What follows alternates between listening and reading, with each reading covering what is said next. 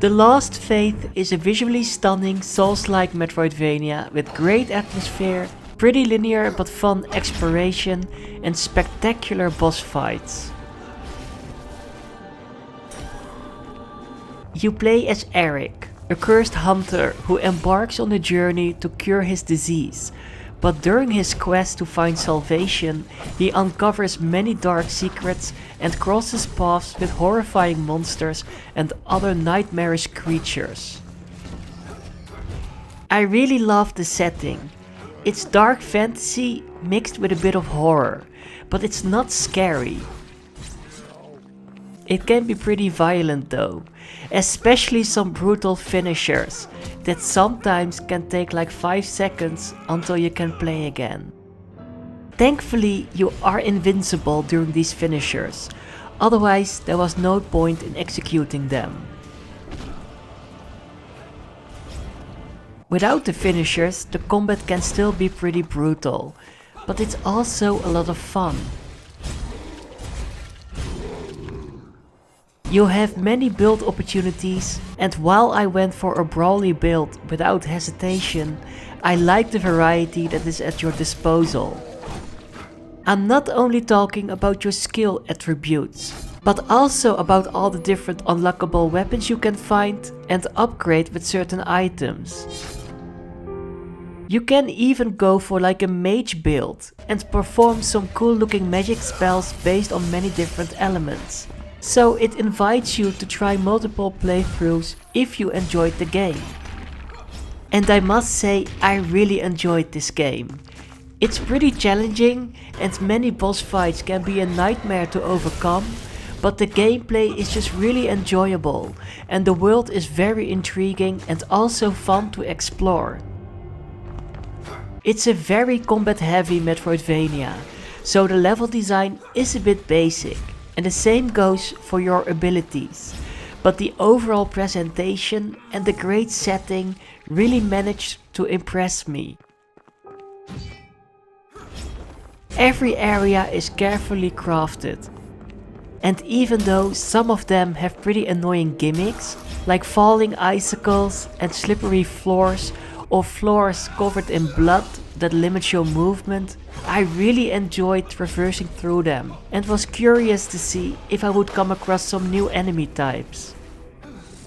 I was really impressed by the enemy design. Their AI is really well done and they have a decent amount of different attacks. I personally would have liked to see a bit more variety in the enemy design though, because they start recycling some enemies in later areas. And they deal a lot more damage to you than they did before. And this is a bit confusing, but I never wanted to skip past them and just go to the next objective. This is a sign for me that they nailed the difficulty. When I got hit, it was always my own fault. And when I got hit by an elemental based attack that drained my health bar, I knew I was playing a bit reckless. The same goes for the boss fights. I already fought one specific boss when I tried out the demo, so I knew the bosses in this game weren't going to be a pushover, and they would punish me if I started playing recklessly. All of them have a great difficulty curve, and while I had trouble with one specific boss that really tested my patience because of one big gripe I have with this game, which I will talk about soon, they all are so well designed, and their attacks and their different phases really managed to give me a fun challenge. When they hit you, they can hit hard, especially if you didn't go for a tanky build. So I can imagine it can cause some frustration and you start to get mad at this game. But practice makes perfect. It would have been nice if they let you keep all your consumables and items when you die, so you can just try again. And I thought it was a bug at first, because sometimes the game refilled all my potions when I died during a boss fight, and sometimes it only refilled like half of them, or sometimes none of them. But then I noticed the game automatically stores your health potions up to 500 of them, even though you have a maximum amount you can equip. Not knowing this in advance caused some frustration for sure, especially when I had to backtrack a bit so I could teleport to the mansion and buy only a specific amount of health potions I thought I could carry with me. So with this knowledge, I would advise you, if you are going to play this game, to always buy as much potions and bullets as you can when you are done with upgrading your character and you still have some experience left.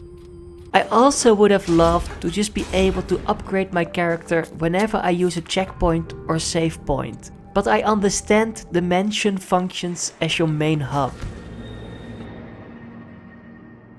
I know there's also a parry move, and apparently it will heal you when you parry successfully, but the timing felt a bit off, and I'd rather just dodge attacks and rely on my health potions if I need healing. Too bad I discovered a bit too late that I could carry way more of them with me than I thought. So in general, The Last Faith is definitely worth the money. And while it managed to impress me with the overall gameplay and presentation, it's not perfect. I cannot recommend it to less experienced players, because having to buy or to find your consumables and not getting them refilled when you die can be really annoying and time consuming. And while I enjoyed the difficulty and really appreciated the overall enemy and boss design, it can be really disheartening when you see like 50% of your health bar just disappear when you get hit by a specific attack. Nevertheless, I highly recommend it if you are a more experienced player. Because despite its flaws, it's one of the best games I have played this year. I feel like the challenge is pretty fair for a Souls-like. So if you are an experienced player, this game shouldn't give you too much trouble. So be ready to step into this ravaged world and be amazed by the horrifying but also incredible set pieces while you are trying to bring an end to this nightmare.